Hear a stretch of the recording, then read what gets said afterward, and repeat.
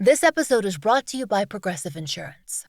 Do you ever think about switching insurance companies to see if you could save some cash? Progressive makes it easy to see if you could save when you bundle your home and auto policies. Try it at Progressive.com. Progressive Casualty Insurance Company and Affiliates. Potential savings will vary. Not available in all states. Summer's supposed to be the easy season. So why are so many people quietly Googling a therapist between summer Fridays? Because more daylight doesn't fix the hard stuff. Sometimes it just turns the volume up. Grow does therapy differently. Therapy is not only for when you're in crisis. Grow Therapy is here for all the moments when you decide you want more. More support, more clarity, more tools. Mental health isn't a destination you reach. It's something you build, and Grow makes that easier. Grow connects you with thousands of high-quality licensed therapists across the U.S., offering both virtual and in-person sessions, nights and weekends. You can search by what matters, like insurance, specialty, identity, or availability, and get started in as little as 2 days. There are no subscriptions, no long-term commitments. You just pay per session. Grow helps you find therapy on your time. The therapist you want takes your insurance on Grow. Grow accepts over 125 insurance plans. Sessions average $21 with insurance, and some pay as little as $0 depending on their plan. Visit growtherapy.com/booknow today to get started. That's growtherapy.com/booknow. growtherapy.com/booknow. Availability and coverage vary by state and insurance plan. This is the second episode in a two-part series, and the second story in a larger season. This season covers cases in New Mexico. All season, we're supporting the New Mexico nonprofit, Angels Voices Silence No More. Please, be sure to listen through the end of the episode for more information. This series discusses alleged intimate partner violence. If you're in need of resources, please reach out to 800-799-SAFE or thehotline.org.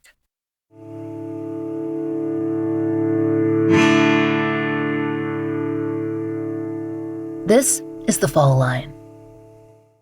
Last time, we brought you the story of Melissa Ann Montoya, who grew up in Dulce, New Mexico.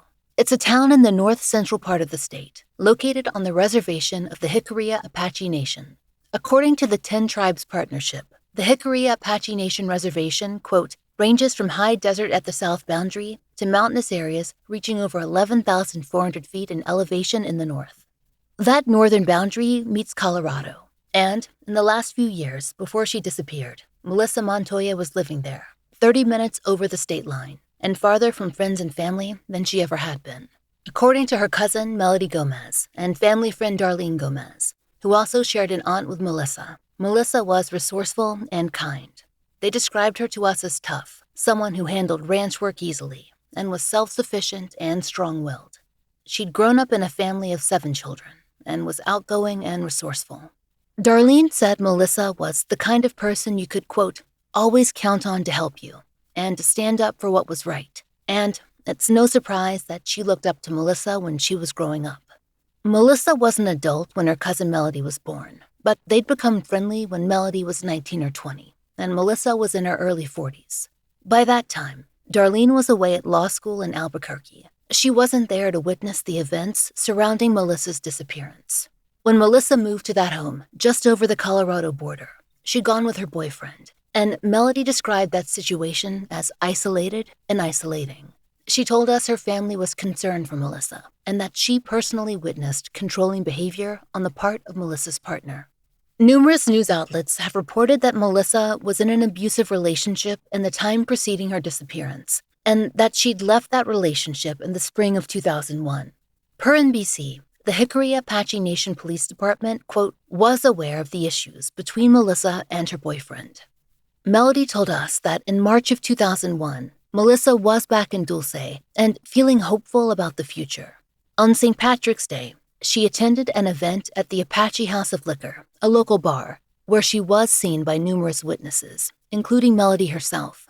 Witnesses said that her former boyfriend was there that night too. And, as we told you last time, there were reports of tension between the two that night. Several people said that when Melissa left, he followed soon after.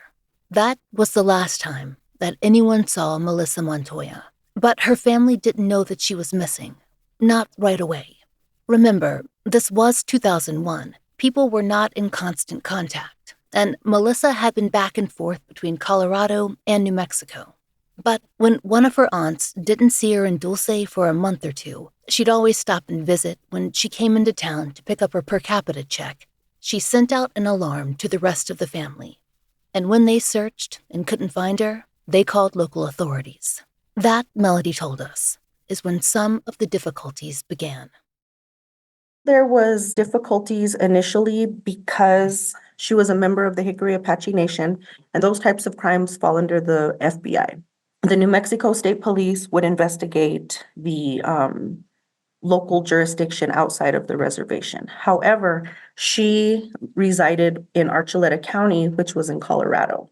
So there was 3 different jurisdictions that were, I don't know what the working relationship between the 3 was, but it seemed to be like, oh, the state police are working on it, or no, Colorado's working on it, or because she's an enrolled member of the Jicarilla Apache Nation, the nation is handling it. So we got a lot of that, but the only true communication I think that my parents had were from the New Mexico State Police.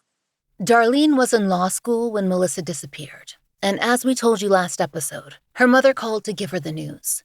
Melissa's family was there with her mother, and she recalled they had legal questions and some inquiries about how to best deal with the jurisdictional issues that they were facing. Darlene recalled to us that she reached out to a Dulce local, a New Mexico State police officer named Gabe Valdez, to see if he could improve communication. As she told the Tri-City Record, quote, Valdez knew everyone in Dulce and the surrounding area, including the Colorado communities on the other side of the state line. To the best of his ability, Valdez tried to work with Colorado law enforcement to solve the case. Darlene said that they appreciated his help. She felt like because he knew both law enforcement agencies beyond Dulce and the community, he might open those lines of communication. You know, my parents owned a 7-Eleven, so there was always free coffee and free pastries for Officer Valdez. So I got to have, a lot of relationships with the people who came into our store. And I think that's why it's so important for, even now to have some type of community policing in the realm that the FBI or state police officers live in the community and get to know the community and have their kids go to school with the kids in the community. He really made a positive impact in our community. We were denied FOIA fulfillment in Melissa's case based on the open nature of the investigation, so we cannot trace the precise trails of which agency operated when. But the Jicarilla Apache Nation Police are now the primary investigative agency in her disappearance. The Bureau of Indian Affairs is also a contact agency in her case. We reached out to the Jicarilla Apache Nation Police Department for comment, but as of the time of this episode's airing, we have not received a response. Representatives of Jicarilla PD did speak with NBC, though, and they said they'd begun investigating Melissa's disappearance, quote, about a month after she went missing. They confirmed they'd spoken to her ex-boyfriend, who denied leaving the bar with her or directly after her. In fact, he did not admit that, quote, they'd been together at the bar either. In their conversation with NBC, Jicarilla PD representatives also confirmed the participation of the Bureau of Indian Affairs, whose agents apparently participated by doing an interview and surveying a person they described as, quote, the individual we believe was involved with her disappearance. They also confirmed that there was not a ground search for Melissa, but that, quote, they did look at the Colorado property. Then a Jicarilla PD representative said, quote, and then they kind of just fizzled out from there. There would not be another chance for any agency to speak with Melissa's former boyfriend. According to KOA-TV, he died within months of her disappearance, allegedly as a result of suicide. And then, the home that he and Melissa had shared in Colorado, quote, was set on fire a few days later. Melody told KOA-TV that, quote, I saw the flames. When I was getting closer, I rolled down the windows to try and see more, and the heat was so extensive that you couldn't even really roll down your window. So, there would be no chance of searching that property again either.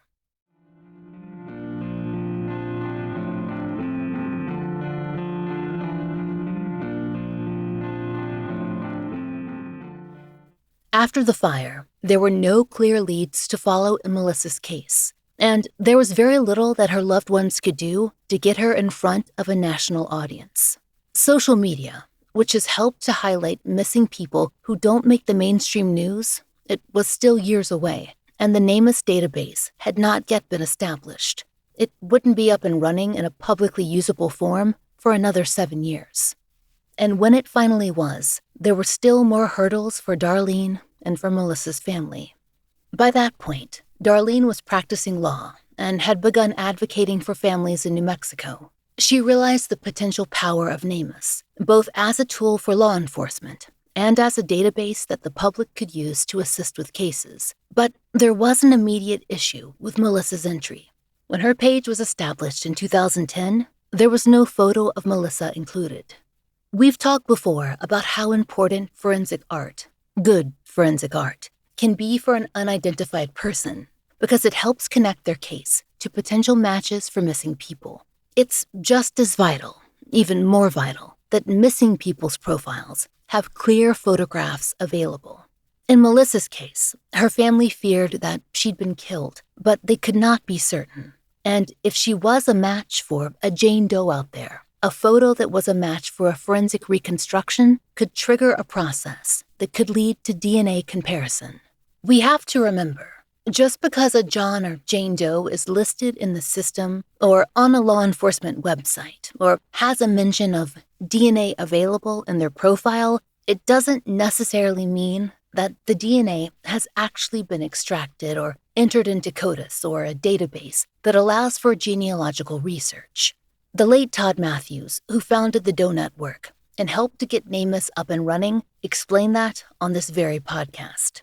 He told us that in some cases, it can simply mean that material is available for DNA testing, should that testing be necessary. Say a blood card exists on file, or that law enforcement has retained evidence, or knows that remains can be sampled. That's not the usual situation, but it's not unheard of. And when DNA is on file, it's not continually being run against every single other case in some endless search for matches. Comparisons have to be sought. A photo for Melissa could be such a trigger. Darlene explained to us how that, a photo for Melissa, was a priority in her advocacy in the case. I had been trying to get her picture on NamUs for many, many years, like 5 or 6 years, where I would call it in and say, like, here's the picture, and then would try to upload it and, try to let the police know, like, here's her picture, can you add it? That's where I had the most problems. But when the FBI decided to put their missing persons flyers or missing persons list, I did reach out to the FBI and they put her in the system fairly quickly, but you have to remember that they have to get permission from all the other people involved, the other police agencies. But then, it's interesting because with NamUs, only until about, I would say, 3 weeks ago, did her picture actually show up in NamUs. So she had been faceless, a silhouette for, 23 years. I think at times I would just cry because I couldn't do anything to help her. So I felt like my hands were tied. And even though I have a Juris Doctorate and I know my way around the laws of the federal government, tribal government, I just wasn't getting anywhere. So it was just really, really frustrating. And then to tell people about it, and they're like, they can't believe, nobody can believe it, but it's true. That's really hard too, because if it was someone else from another white family, it wouldn't take 23 years. In our experience, the process for uploading a photo to NamUs, and we cannot verify it has always been this way, is as follows. Law enforcement or a medical legal professional, such as a medical examiner, uploads the file, and then it must be reviewed and approved on the NamUs side before it appears to the public. But sometimes, getting various agencies to make use of NamUs and to keep it updated can be an uphill battle. It's an issue that we've discussed on this podcast many times before. NamUs now has a tribal liaison, Cornelia Perry, who Per their website, joined the organization in 2021. Quote, after a long and successful career as a criminal investigator, early on, she was the only NamUs user in the Navajo Nation, so she took it upon herself to dive in and start working on cases. Perry got the entire backlog in her district entered into the system. Then, per NamUs, she began traveling across other districts to do the same, and to recruit other law enforcement to enter cases as well.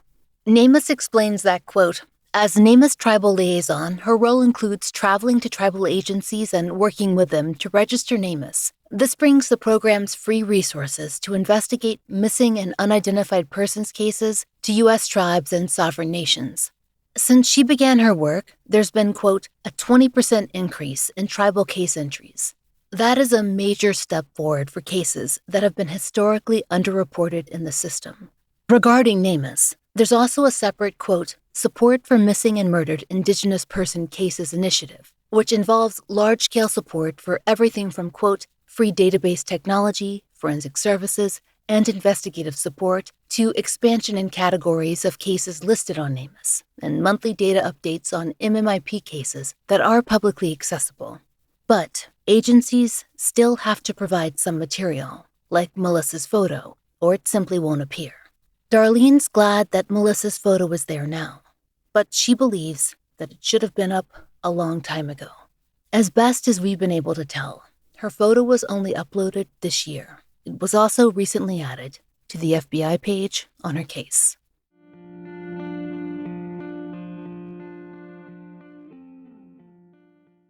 Starting a business is a real undertaking. When I began my podcast, I felt intimidated by building a website and setting up payments and all the other logistics you need just to get going. That's why Shopify is so great. Shopify handles all of that for you, so you can successfully launch right from the start. If you want to see how easy that is, check out shopify.com/fall. Getting a website built used to take months, and most people don't know where to start. Shopify's design tools and AI handle that for you, so you launch with a site that looks professional from day one. And once someone's ready to buy, you don't want anything getting in the way. A complicated checkout can cost you a sale. That's why Shopify's checkout is super simple. And there's a big bonus. Anyone who has bought from you before can do it again in just one click. Launching a business, it sometimes comes with questions that you never could have planned for. And that's why Shopify built Sidekick, an AI assistant that walks you through whatever you're stuck on day or night. When the setup is handled for you, you can concentrate on the fun part, growing your business. All you need is the idea. Shopify handles the rest. Start your free trial at shopify.com/fall. Start your free trial at shopify.com/fall. Most of us are one good deal away from finally replacing that worn-out rug, fixing up the backyard, or getting the bedroom we actually want.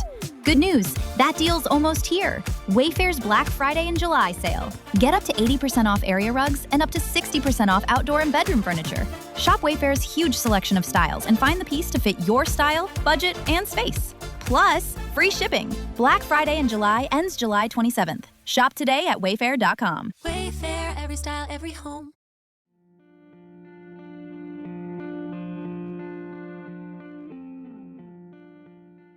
In 2020, there was a possible development in Melissa's case. According to KOA-TV, Darlene was contacted by a member of the public who'd been searching NamUs and came upon a Jane Doe. She hadn't been looking for a match for Melissa. Rather, she was searching for her own missing loved one. But when she found an unidentified set of remains in the Dulce area on the database, she decided to search for missing persons who might fit the profile. Darlene told KOA-TV, quote, I received an email from a woman who was looking for her loved one who went missing from California. So she came across the NamUs record stating that bones and a skull had been found in Dulce, New Mexico, and they were a female that was between 30 and 60 years of age and Native American. And so she did her own research, and she found that there were only 3 women missing from the area, and Melissa Montoya was one of them. Darlene said that when she reached out to the New Mexico OMI, she was initially told that there were no funds available to do DNA testing on the remains. Then, Darlene got in contact with the Jicarilla Apache Nation Police Department, who told her that they would begin to pursue DNA testing. The first step would be to look at extracting and sequencing DNA from the unidentified victim. Then, they'd need to compare that to samples from Melissa's mother and sister. In a second KOA TV article, Darlene told reporters that the OMI's office said that they were now, quote, looking into a possible match for Melissa. So, both agencies were on board. This process, though, can take a long time. If they pursued testing through the FBI or NamUs, that can often be the case. There's a huge backlog because of lack of nationwide departmental funding, and Darlene told us that wait was hard. Correct. It's so hard, even waiting to see if these remains that were found were Melissa's. I've broken down I don't think I slept for 5 or 6 weeks, just not knowing what was going on. And the fact that I just had to jump through so many hoops. It was like hoop after hoop after hoop. And having to call and, get the media involved to finally see some movement. It just really tore me down emotionally, physically, and also just trying to control that part of me that wanted to know why things were like this for 23 years, but then also remembering, my mom has a saying in Spanish, it's ya pa qué, why now?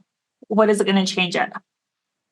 And trying to be okay, I can't be angry about 23 years because it's not going to change anything. So what can I do to move things forward to make sure there's policies in place that this doesn't happen to another family?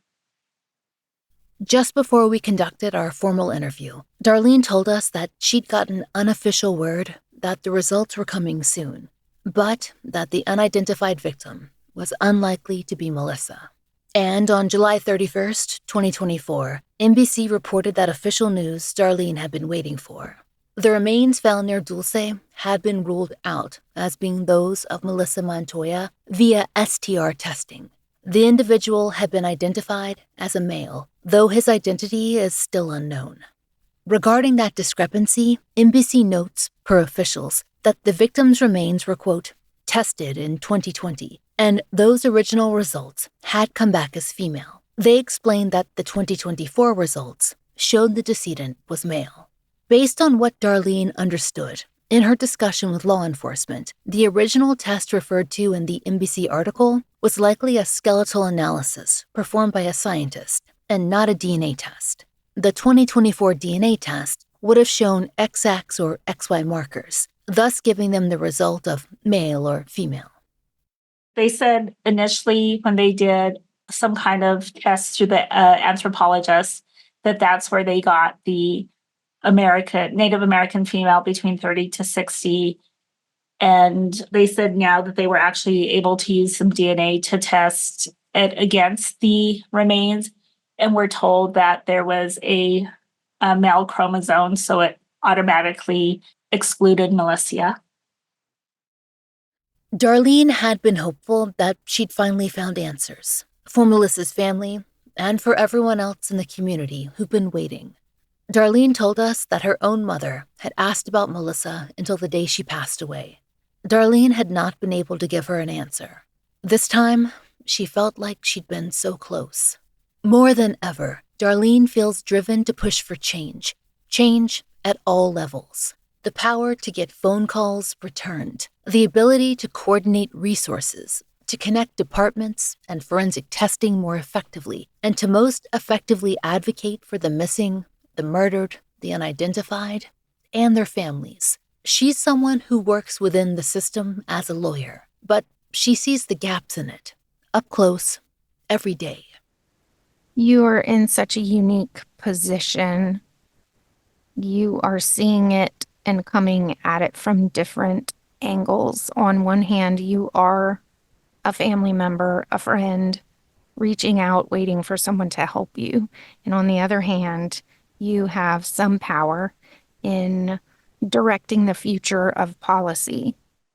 Most definitely. And I think, gosh, what about all the other families that don't have a Darlene in their life? Because, I am considered one of the leading experts in MMIWR, and this is all the roadblocks I'm facing. Could you imagine just a normal family? And I can also say, looking back on the 23 years, when I first started helping the family, I was like, yes, just, get with law enforcement and give them the information. And then 23 years later, to know that law enforcement really didn't do a lot with the information that was given to them, like very few reports. There's hardly anything on her case. And so now my advice to families is to make sure you make 2 copies of everything you give the police. Make sure you call every 3 months. Make sure you're contacting the media and keeping her story out there. Hold the police accountable and just keep working social media. So you think about 23 years ago, there really wasn't social media. So 23 years ago, like my whole thing was like, oh, trust the police will help you. And then we were lucky too. We had a retired state police officer who actually tried to come back and just assist in trying to get a police department to take jurisdiction and try to move things along. And so that was just based on the fact that he grew up in that community as a state police officer and knew the family and knew Melissa. The last time Melissa was seen was on March 9th of 2001. And so it was interesting because she came into town every month for sure. And that was on the day that she would receive her per capita. So the Jicarilla Apache Nation is a tribe that is very rich in oil and gas. So each individual member would get a royalty check. So Melissa didn't pick up her royalty check for 2 months. The family had, tried to report her missing, but it wasn't until May that the BIA assigned a detective to it. And then on June 1st of 2001, her boyfriend ended up dead. So there was no reports. The Archuleta County Sheriff's Department said that they shredded the file.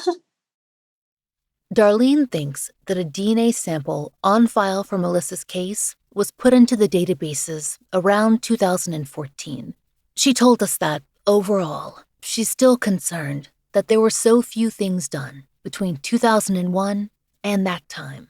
She also says that the original police report has been lost. But, she says, there has been a new investigator assigned to Melissa's case. So I can say now the new criminal investigator on this case, he's been trying to piece together everything he can find, which has been hard. So I appreciate his efforts in trying to connect the dots. Darlene's advocacy has been a major part of connecting those dots too, not just in Melissa's case, but in more than a dozen others. Just in the weeks that we've known her, she's been on the receiving end of so many files and emails and correspondence, always copied when family members are, so she gets each piece of information that they do. It's part of her work, she says. Courtrooms, legislation, phone calls, documentation, rallying media, and chasing down leads. Darlene does all of it. Facing so many unresolved cold cases to go to battle for, Darlene says that she is often asked how she handles it all. People ask me this question often, but I think that God, the creator, gave me this ability to work these cases and to kind of put them in compartments. Very recently, though, I really feel like it's so hard because when you do everything for a family and try to find justice for them or find the bodies, like at some point you run into that dead end. And then it's, you feel like you failed somewhere. So sometimes I feel like, oh man, I failed is there something else I could do? But then I think also it's hard, like on families, because I've been successful in probably solving about 6 cases, which is really high in Indian country. So I think it can be hard for some families to see that other families are getting closure. And so, the way I work my cases is cases that are closer in age to where we are today. So the cold cases are super hard to work. And then, cases where there's a body found, those are cases that get some priority. And then when we get momentum, like we did on the Pepita red hair case and LMA Begay, Jamie Ozzie. So that's kind of how I prioritize if there's an avenue that I can get some media on. But I'm really tired now. Like I need a break for a couple of months because on any given day I can spend hours on MMIWR cases. And so it's like trying to keep my private practice afloat and going. I also have a 12-year-old who requires a lot of time now because he plays competitive baseball and he goes to a private school where I really have to devote a lot of time to his education. I think one of the other things also is the fact that, I was engaged for the past 4 years and I'm no longer engaged due to the amount of time that I spend on MMIW cases. So it's very taxing. Like when I look back, I've easily done 2.3 million in pro bono work and have put out over $50,000 out of pocket, not to mention the revenue that I've lost in my private law practice doing so much MMIW. But I really felt like when you get those momentums going in cases, that you just can't stop. So like in the Jamie Ozzie case, this is going on 5 years. And her perpetrator is just now getting sentenced. According to Fox 10, Jamie Yazzie, a 32-year-old mother, quote, went missing in the summer of 2019. Despite, quote, a high-profile search, her remains were not found until November 2021 on the neighboring Hopi Reservation in northeastern Arizona. In 2023, Trey C. James was convicted in both the domestic abuse of and murder of Jamie. The hard part, too, is when you're doing it, you don't realize how much time is because you're just doing it. You're like, I got to do this. I got to do this. And then another door opens. And my family always says, when there's an opportunity, you have to seize that opportunity because it may not be there again. It's really interesting because I think my community is like, oh, that's Darlene. Like, she just does it. I don't get a lot of like thank yous from that community, but when I meet other people, they're like, oh my God, that's amazing. So I guess I've never thought of it as being amazing or being out of the ordinary. So I'm trying to learn how to accept the things that I've been able to do for MMIW, and because I always try to be humble about it. Because we all have roles, and my son will say, oh, that's my mom's talent, and God, gives us talent so we could use it to help other people. And so I really feel like that. It sounds corny, but I think this has been my path. And with Melissa, that journey started actually before Melissa in like 2000. I was an intern at the district attorney's office in Farmington, New Mexico. And my first MMIW case was there. It was Betty Lee, who was killed by the serial killer Robert Fry. It's been this long-term stuff because nobody would want to do MMIW to the extent that I do it because it's very hard work. Because when you're bringing up issues and investigations or what you perceive might be some places that need work or hold different agencies accountable, it's a very lonely place trying to do this. And then also, like for me, accepting that I'm an activist, because I always say, oh, I'm just an advocate, I'm advocating. But then when you get labeled an activist by, like law enforcement and different agencies, I just had to learn how to accept that being an activist was a positive thing. Or when, a US attorney said I was a bulldog, I, had to go and look at the definition because I always kind of think like, oh, well, I'm just this nice person that, says what I have to say. And I don't see myself as like a bulldog or an activist. Like at times, do I have to be at the forefront calling out certain people? Yes. But that's just now not how I see myself.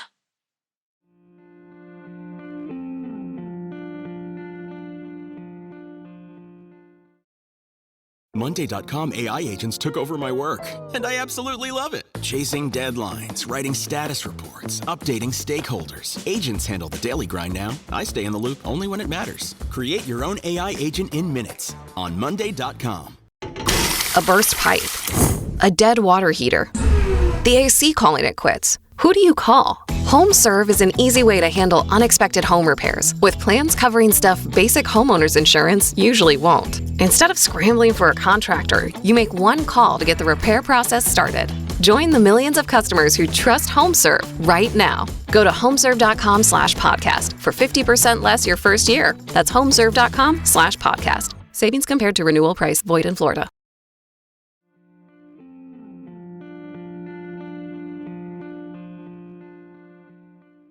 Melissa's cousin had hoped that the DNA testing would bring her family resolution. So many of Melissa's eldest relatives are gone now. They never got the answers they'd prayed for. As Melody told The New Yorker, quote, "My mom passed away 2 years ago. She was almost 92. She had Alzheimer's. And one of the last things she kept telling me in the very last days of her life was to help find Melissa.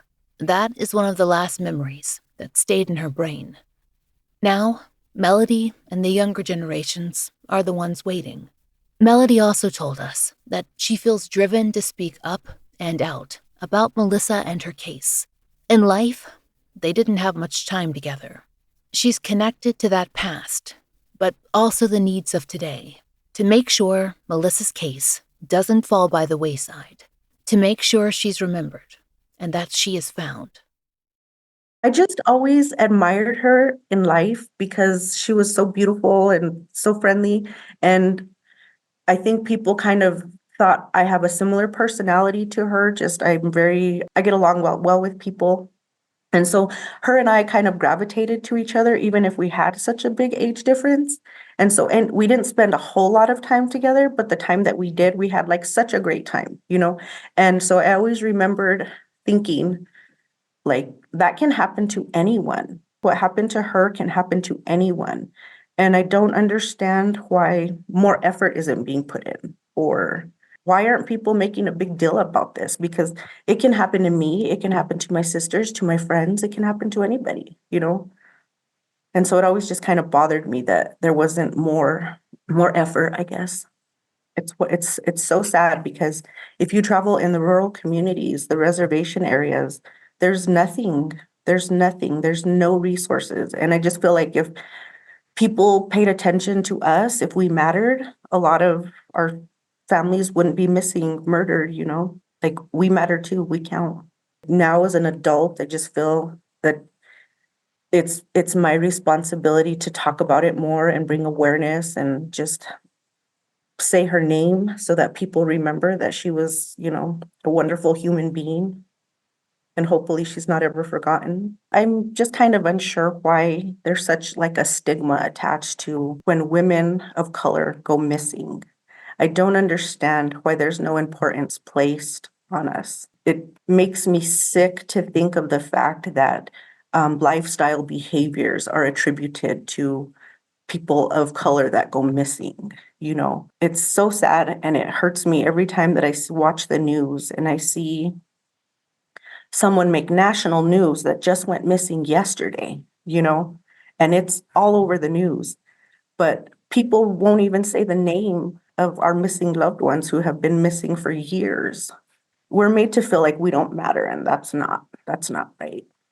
It makes me sad because I have grandkids, and we raise them to know that they're loved and they matter and that they're important and they're going to go on to be somebody so special. But I just know that not everybody grows up like that, you know, and it's sad that if they go missing, it's almost like if they didn't even exist in the first place, you know. We're a beautiful, beautiful people here.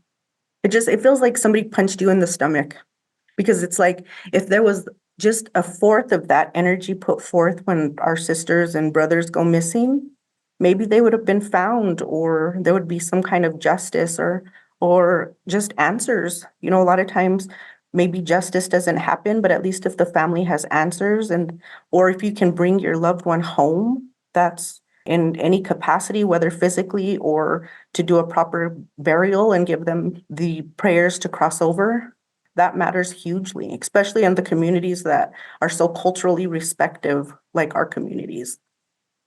But it's just sad to know that you belong to a demographic of people that society places very little importance on.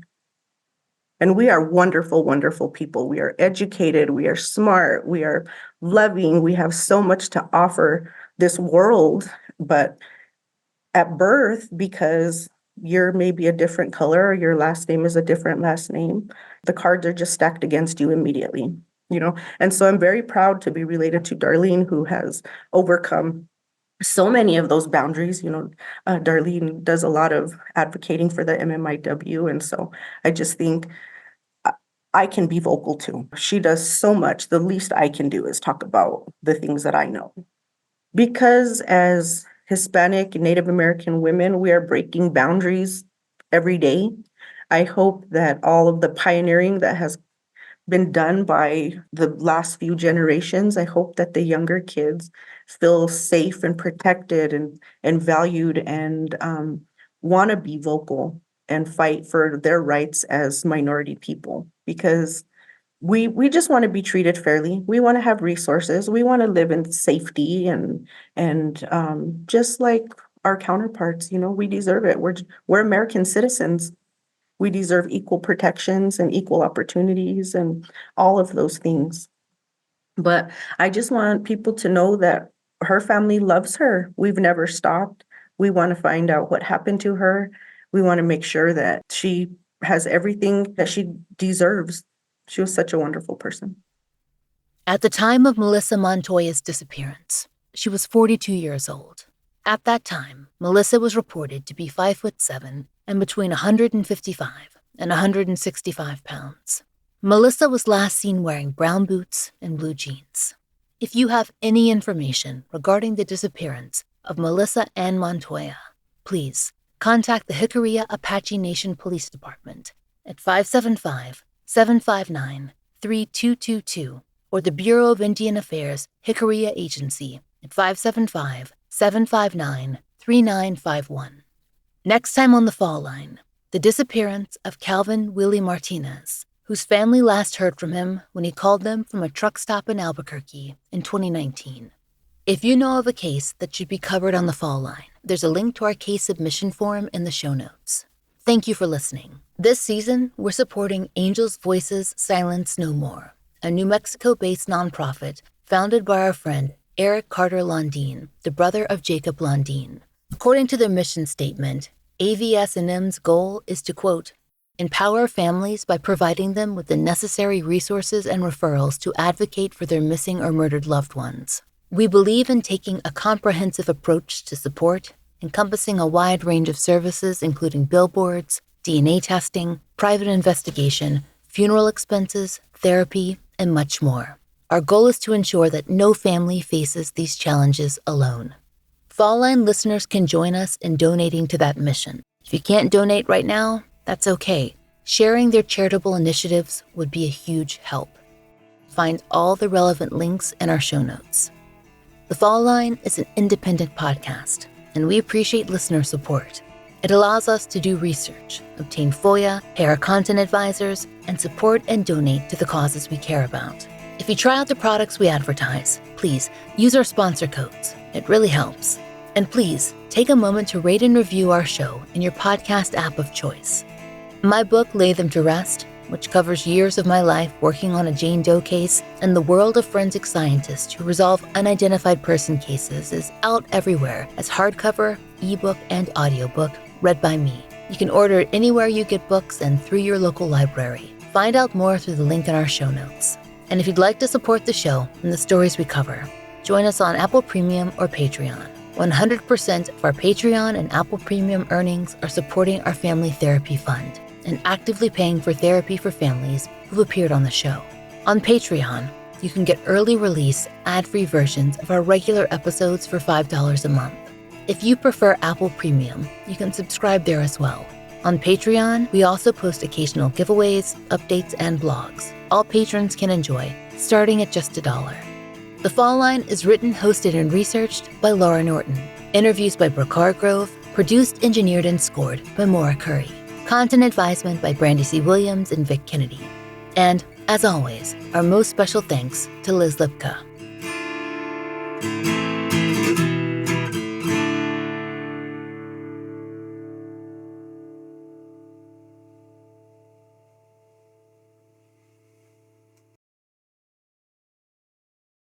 Insurance isn't one size fits all. That's why drivers have enjoyed Progressive's Name Your Price tool for years now. With the Name Your Price tool, you tell them what you want to pay, and they'll show you options that fit your budget. So whether you're picking out your first policy or just looking for something that works better for you and your family, they make it easy to see your options. Visit Progressive.com. Find a rate that works for you with the Name Your Price tool. Progressive Casualty Insurance Company and Affiliates. Price and coverage match limited by state law. Are you noticing your car insurance rate creep up even without tickets or claims? You're not alone. That's why there's Jerry, your proactive insurance assistant. Jerry handles the legwork by comparing quotes side by side from over 50 top insurers so you can confidently hit buy. No spam calls, no hidden fees. Jerry even tracks rates and alerts you when it's best to shop. Drivers who save with Jerry could save over $1,300 a year. Don't settle for higher rates. Download the Jerry app or visit jerry.ai/libsyn today. That's jerry.ai/libsyn. Marketing is hard. But I'll tell you a little secret. It doesn't have to be. Let me point something out. You're listening to a podcast right now, and it's great. You love the host. You seek it out and download it. You listen to it while driving, working out, cooking, even going to the bathroom. Podcasts are a pretty close companion. And this is a podcast ad. Did I get your attention? You can reach great listeners like yourself with podcast advertising from Libsyn Ads. Choose from hundreds of top podcasts offering host endorsements, or run a pre-produced ad like this one across thousands of shows to reach your target audience in their favorite podcasts with Libsyn Ads. Go to libsynads.com, that's LIBSYN, ads.com today.